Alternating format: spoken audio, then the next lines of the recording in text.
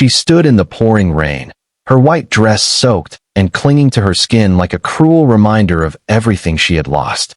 Guests had already left, the champagne had gone flat, and the music had stopped hours ago.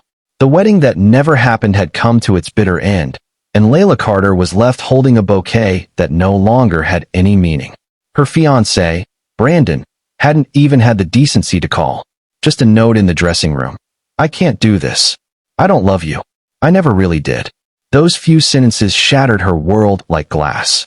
No explanations, no closure, just an empty promise where her future used to be. Leila had given everything to Brandon. She supported his dreams, helped him get through law school, stood by him through depression and financial stress. And in return, he had walked away when she needed him most. It wasn't just the rejection that broke her. It was the feeling that maybe she really wasn't worthy of love. Maybe she really was too broken, too quiet, too ordinary. Her phone buzzed with sympathy texts and unanswered calls from her sister, but Leila ignored them. She packed a small suitcase, left her city apartment, and boarded the next bus out of town without telling anyone where she was going. She needed to disappear, to grieve somewhere the world couldn't find her. The bus took her to Hollow Creek, a sleepy mountain town her mother once mentioned in a childhood story. Tucked between forest and fog, it seemed like the perfect place to hide.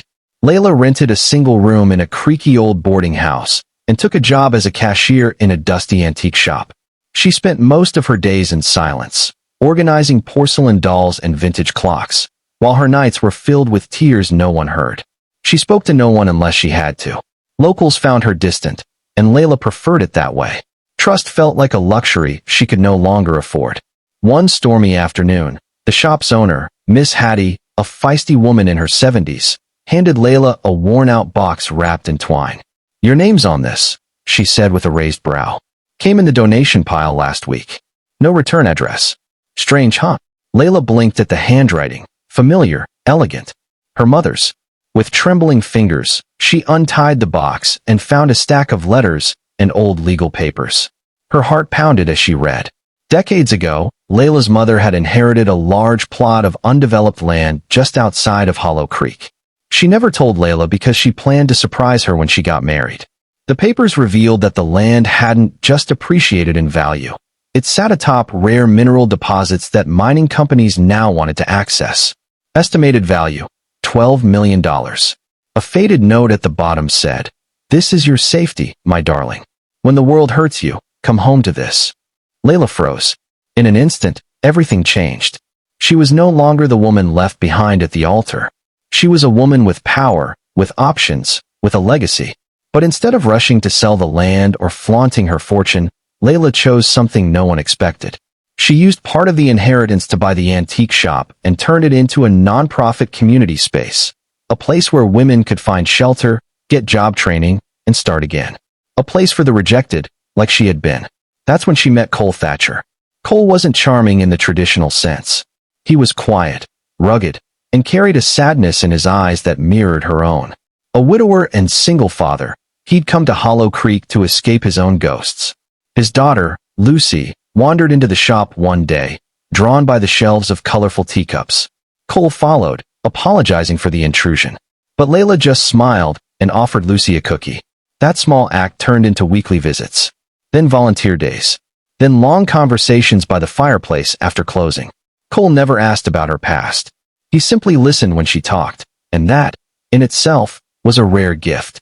Their bond deepened slowly, like spring thawing after a long winter. Leila found herself laughing again. She started painting, singing to herself, even dancing with Lucy in the shop after hours. With Cole, she didn't have to pretend. He knew what it meant to be broken and still choose love. But Brandon, the man who had abandoned her, wasn't done haunting her. Word of Leila's fortune had spread. One day, he appeared at the shop, all polished charm and insincere regret. He spoke of missed chances, of wanting her back, of forgiveness. And for a moment, her breath caught. Not because she wanted him, she didn't, but because she finally saw him for what he was, a mirror of her old self-worth. Fragile, conditional, afraid. Instead of rage, she gave him kindness. She offered him tea, listened to his rehearsed apologies, and then gently said, "You taught me something valuable. Not about love, but about who I never want to become. And with that, she walked him out the door. No revenge, no anger, just grace. Weeks later, standing hand in hand with Cole and Lucy on the edge of her inherited land, Leila finally understood.